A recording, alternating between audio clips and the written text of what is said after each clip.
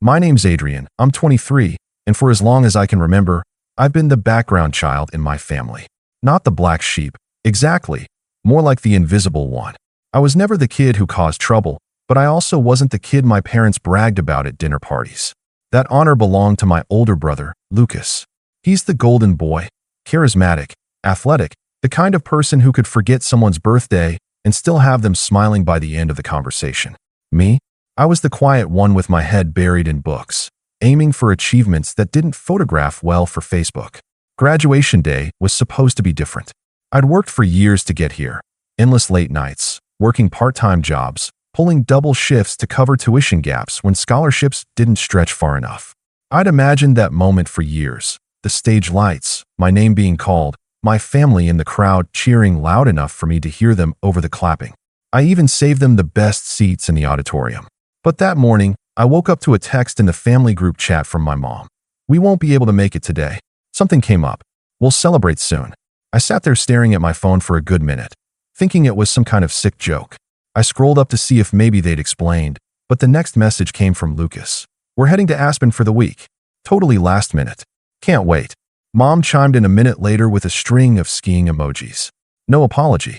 No acknowledgement that my college graduation, the first in our family, was happening in less than 4 hours. I didn't reply. I couldn't. My throat felt tight, and the walls of my apartment suddenly felt smaller. Part of me wanted to believe it was a misunderstanding. Maybe they thought my ceremony was later in the week?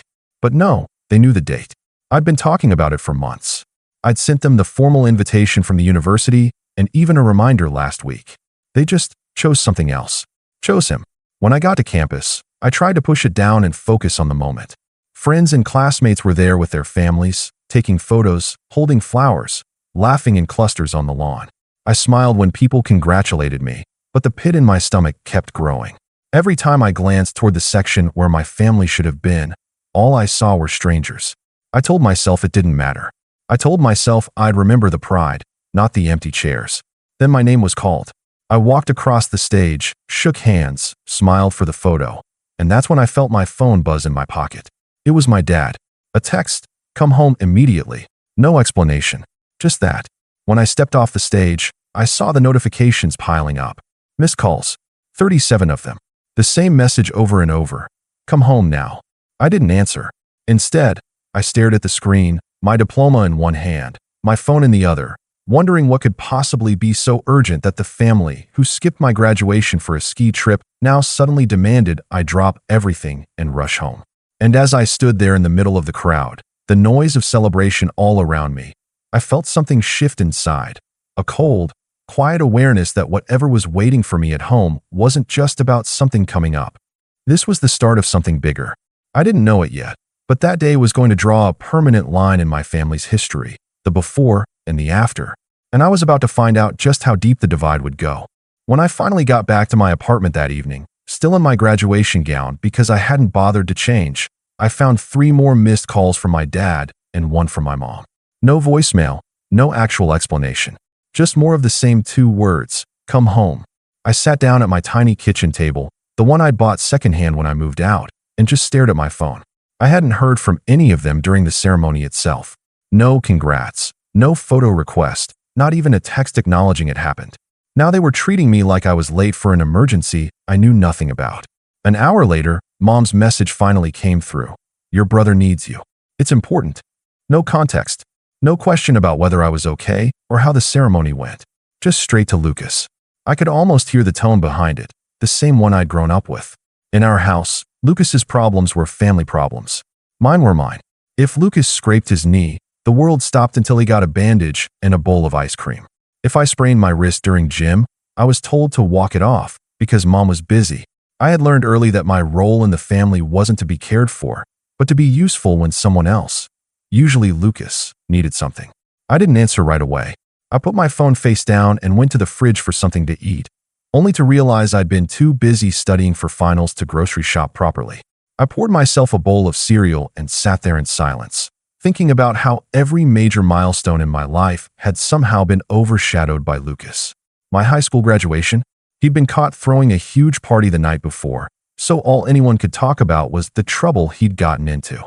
When I got my first job, He totaled his car the same day, so the family group chat lit up with everyone discussing insurance claims instead of congratulating me. Around 9 p.m., my phone buzzed again, a video call from my dad. Against my better judgment, I answered. Dad's face filled the screen, his expression tight and impatient. "Adrian, finally. We've been calling you all day." "I was busy," I said flatly. "Graduating." He didn't even acknowledge it. "Lucas is in trouble. He needs you to come over tonight." "Now." I blinked. "What kind of trouble?" Dad sighed like I was being unreasonable. "His credit card's maxed out, and he can't pay the balance. He was counting on you to help." I stared at him. He was counting on me? I didn't even know about this until 10 seconds ago. "You're good with money," Dad said, as if that explained everything. "You've been working all through school, saving up. Lucas wouldn't ask if it wasn't serious." I felt my jaw tighten. "You skipped my graduation to go skiing, and now you're asking me to bail him out."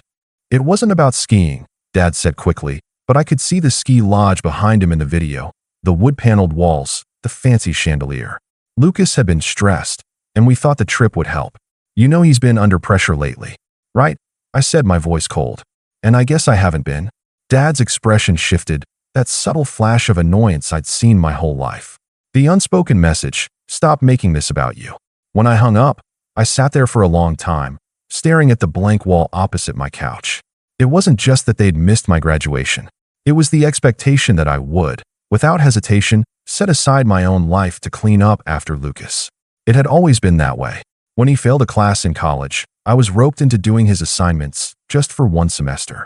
When he ran up a tab at a bar, I was guilt-tripped into paying it off because family sticks together. But somehow, family never stuck with me. 2 days later, I got another call, this time from Lucas himself.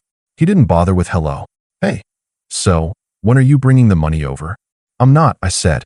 There was a pause, then a laugh. "Come on, don't be like that. You've always helped me before." "Yeah," I said slowly. "And you've never once shown up for me. Not for my graduation, not for anything. Why should I help you now?" He scoffed. "Wow, so you're going to hold a grudge over some ceremony?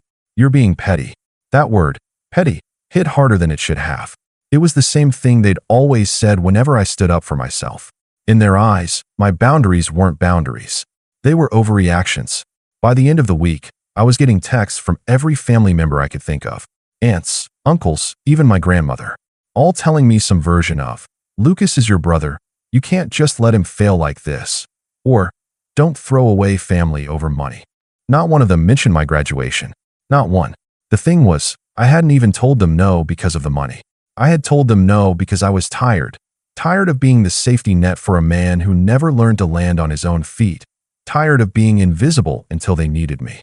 And the more they pushed, the more I realized they didn't see me as part of the family in the same way they saw Lucas.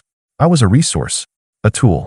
What I didn't know then was that their pressure campaign was just getting started. The texts, the calls, the subtle digs. They were all building towards something much bigger, something they thought they could corner me into. And they had no idea that the more they pushed, the more I was already starting to plan how I'd push back. It wouldn't be long before they gave me the perfect reason. And once they did, there would be no going back. It was a quiet Thursday morning when the real blow landed. I had just finished sending out a few job applications, the kind of positions I'd been dreaming about throughout college, when I got a call from my bank. The woman on the other end was polite but concerned. "Mr. Rivers, I just wanted to confirm a large transfer request we received from your account earlier today." I sat up straighter. "Transfer request? I haven't authorized anything." She read off the details. Nearly $4,800, set to be wired to a joint account in Lucas's name. My stomach dropped. "Cancel it," I said immediately. "That's what I thought," she replied. "It was initiated online from an IP address registered at your parents' home. I didn't need a detective to piece it together. My parents had my old banking login from years ago, back when I was still in high school, and they insisted on keeping an eye on things so I wouldn't overspend. I'd never changed the password because I trusted they'd never use it without my consent. I guess that trust was misplaced." I ended the call, shaking, not just from anger, but from the quiet, bone-deep realization that they'd crossed a line I couldn't ignore. This wasn't asking for help. This wasn't even guilt-tripping. This was theft, plain and simple. And it wasn't even just about the money. It was about the fact that they felt entitled to take from me without asking, because in their eyes, it wasn't really mine to begin with. Before I could even process what to do next, my phone buzzed again.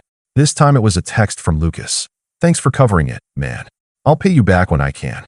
A winking emoji followed, like it was some harmless joke between brothers. I didn't reply. My hands were too tight around the phone, knuckles white.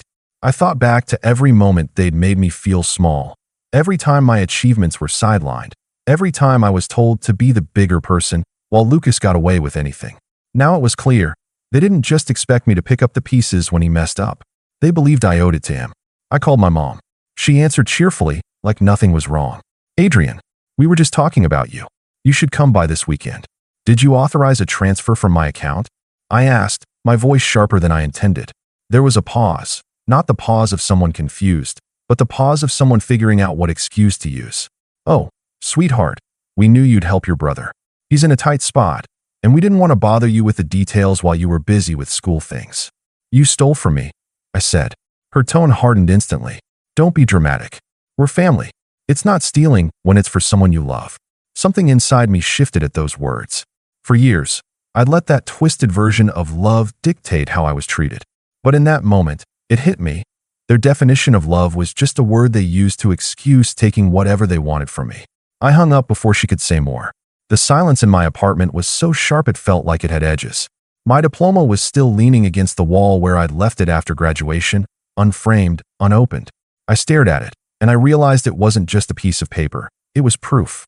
Proof that I'd built something for myself despite them, despite being constantly overlooked, despite being treated like a backup plan for their favorite son.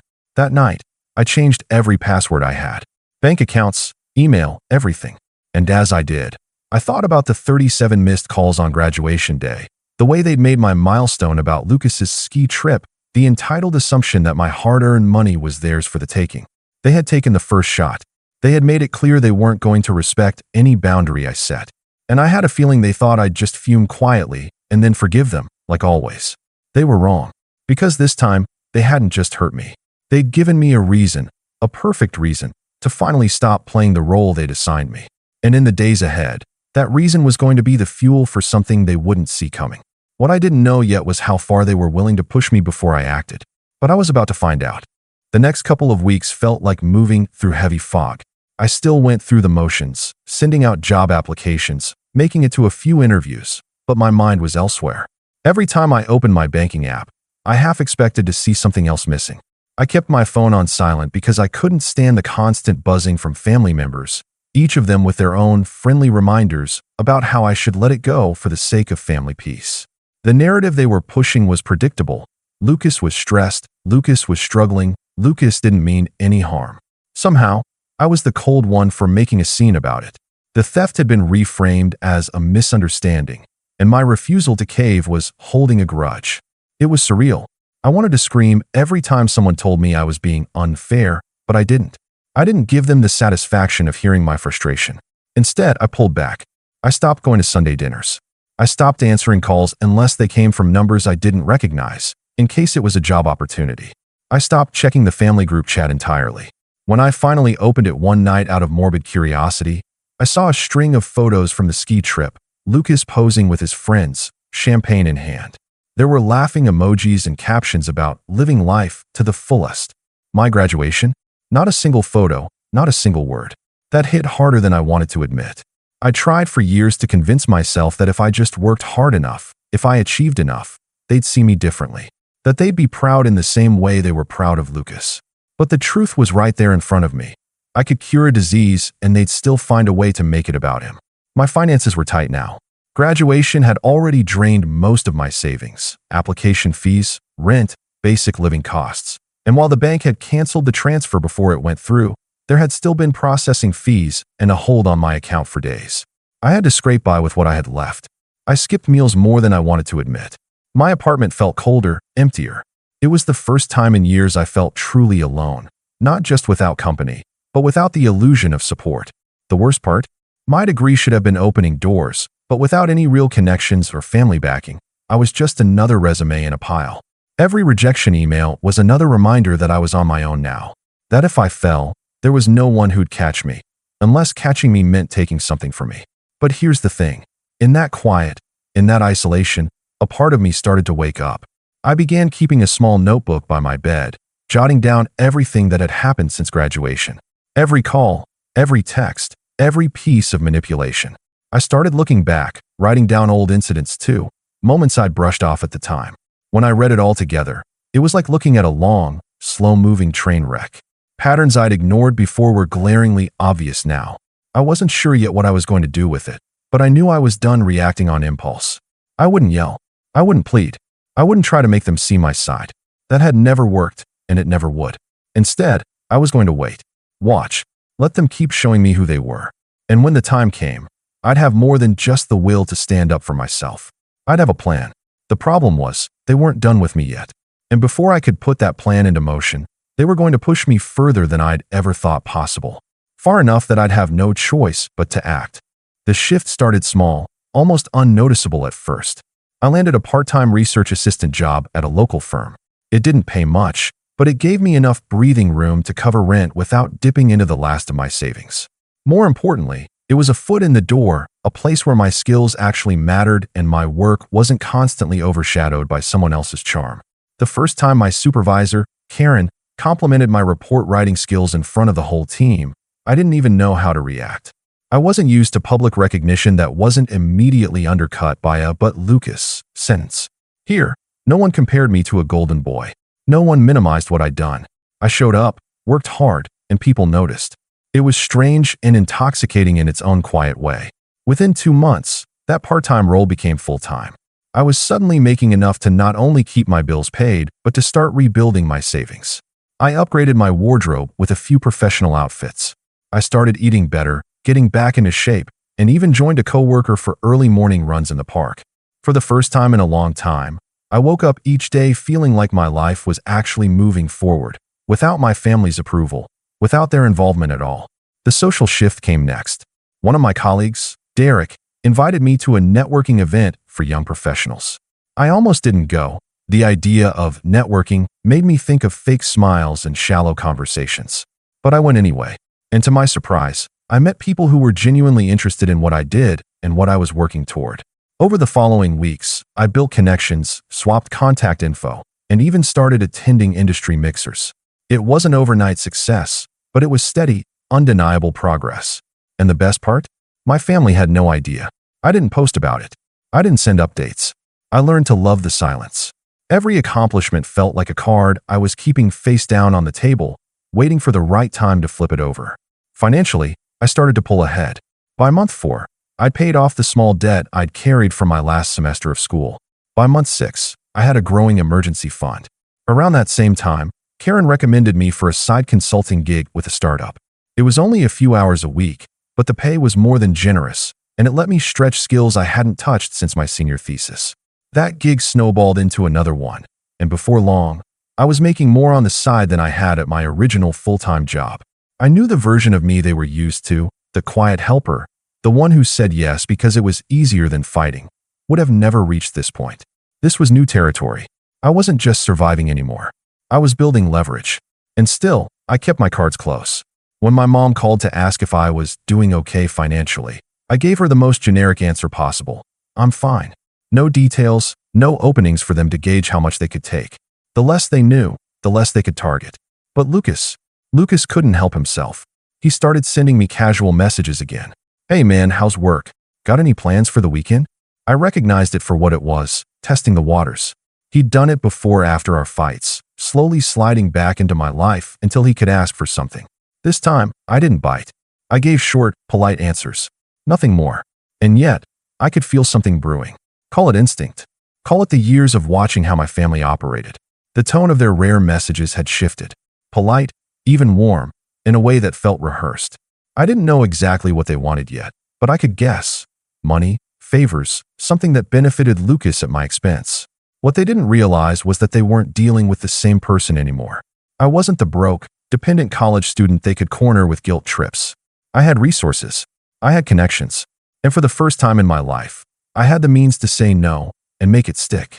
Still, I didn't move first. I knew that if I waited, they'd hand me the perfect opening. They always did. And when that moment came, I wouldn't just say no. I'd make it clear, in a way they couldn't ignore, that the old version of me was gone for good. The moment I was waiting for was closer than I thought. And when it arrived, it would be bigger and uglier than anything I'd imagined. It happened on a rainy Tuesday evening, 6 months after my graduation. I was just leaving the office when my phone buzzed with an unfamiliar number. The voice on the other end introduced himself as Mr. Carter, a senior partner at a mid-sized investment firm. "Adrian, I've heard good things about you," he said, his tone all business. "Karen speaks highly of your work, and Derek mentioned you're excellent with financial structuring. We could use someone like you for a project we're taking on." I'd learned to keep my excitement under wraps, so I listened carefully. The project turned out to be a full-scale portfolio restructuring for a local chain of boutique hotels. It wasn't just a job, it was a chance to work directly with high-net-worth clients, to get my name in rooms I'd never even known existed a year ago. The fee they offered for my role was more than my monthly salary at my regular job. I said yes. Over the next several weeks, I threw myself into the work. It was demanding, late nights, endless spreadsheets, constant strategy calls, but I was in my element. My input started to shape decisions. The chain's owner, a sharp but personable man named Michael Reeves, took notice. "You're not just good with numbers," he told me one night over dinner with the project team. "You understand how people think."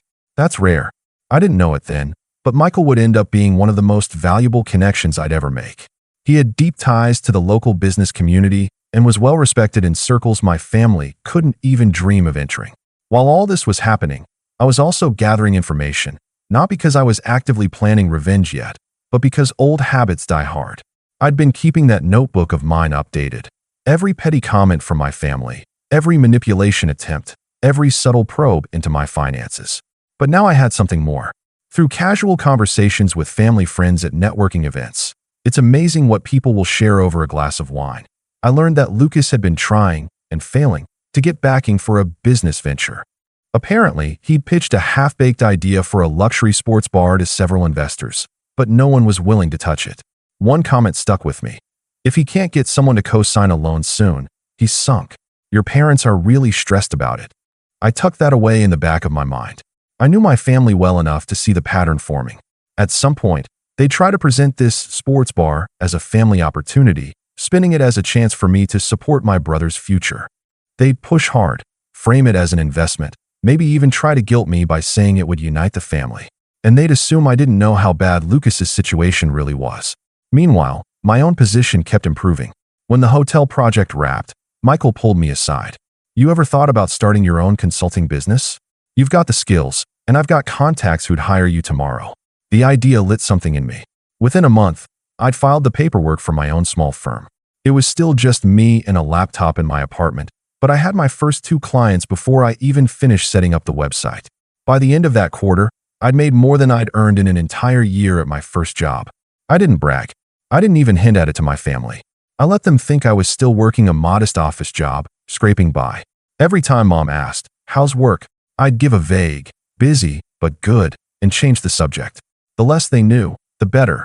But privately, I was building something that gave me real power. Not just money, but options.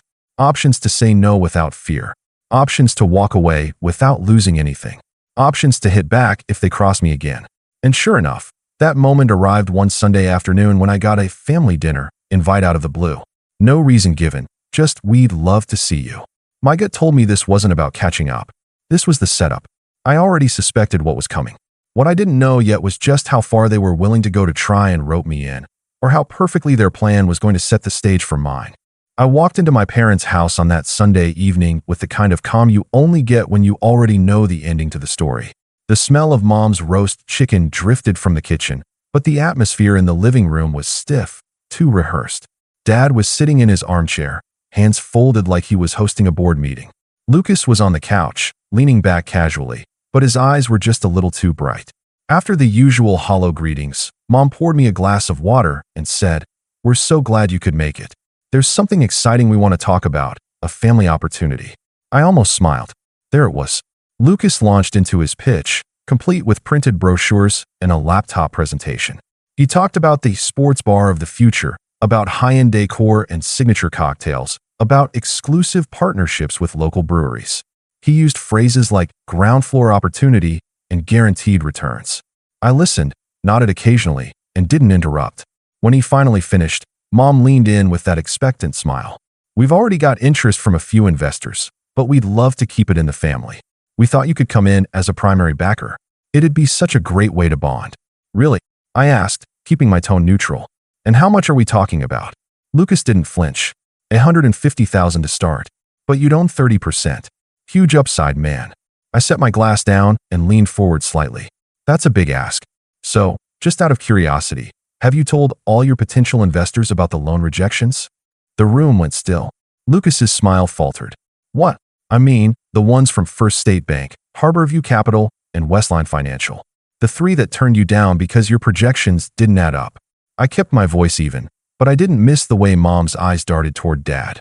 I just wouldn't want anyone to feel like they weren't getting the full picture. Lucas's jaw tightened. I don't know where you're getting your. I cut him off with a shrug. People talk, especially in business circles. And I happen to run in a few now. Dad tried to salvage the moment. Adrian, this is your brother's dream. You're in a good position now. You could really help. That was my cue. I pulled a folder from my bag and slid it onto the coffee table.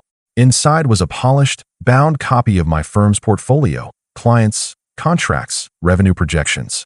All legitimate, all impressive. You're right, I said. I am in a good position. Good enough to know this isn't an investment. It's a bailout. Lucas's face went red. Mom's mouth opened, then closed again. And here's the thing. I continued, my tone still calm. I don't invest in people who steal from me. And before you say it wasn't stealing, let me remind you. I spoke to the bank. I know exactly who tried to pull money from my account after graduation. That landed like a stone in a pond. No one moved. I stood, tucking the folder back into my bag. From now on, I'm done being your safety net. I'm not your investor, your ATM, or your fallback plan. Whatever hole you've dug, you can climb out of it yourselves. I walked toward the door, then paused and turned back just long enough to twist the knife. Oh, and Michael Reeves? He's a friend now. His company owns 3 of the city's busiest bars. When your pitch crosses his desk, and it will, you can guess how that'll go. Lucas didn't say a word. Mom looked like she wanted to, but Dad's hand on her arm kept her silent. I left without another word, the sound of the rain outside somehow lighter than when I'd arrived. They'd come expecting the same old Adrian, the one they could pressure into giving in. Instead, they'd gotten the version they'd spent years creating without realizing it. The one who'd learned exactly how to beat them at their own game. What I didn't see, not until later, was just how badly that single evening would unravel things for them. The fallout began faster than I'd expected. 2 weeks after that dinner, I got a text from an old neighbor. Hey, just saw your brother at the bank. Looked furious. Something happened. That same day, I received an email from Michael Reeves confirming my suspicion. Lucas had, indeed, sent him the sports bar proposal. Michael hadn't just declined. He'd forwarded it to a few other prominent investors in the city with a short, professional note. Not financially sound. Proceed with caution. Within days, Lucas's ground floor opportunity was dead in the water. Word travels quickly in tight business networks, and his name became synonymous with overpromising and underdelivering. Every lead dried up. No bank would take his calls. No investor wanted a meeting. That alone would have been enough, but my parents' reaction sealed it. Mom called me late one night, her voice tight. Do you know what you've done? Your brother's future is ruined. We had to take out a line of credit on the house to cover his debts. I kept my voice even. I didn't ruin anything. I just stopped protecting him from the consequences of his own choices. There was silence on the line. I could almost hear her swallowing back whatever she wanted to say. When she finally spoke, it was softer, but colder. You've changed. Yes, I said. I have. And I hung up. Over the next month, I kept my distance. My consulting firm continued to grow, and I moved into a larger apartment downtown, one with a skyline view I'd dreamed about since my first year of college. The few mutual friends I still shared with my family began to quietly acknowledge what I'd always known. The golden boy shine had worn off, and the cracks were showing.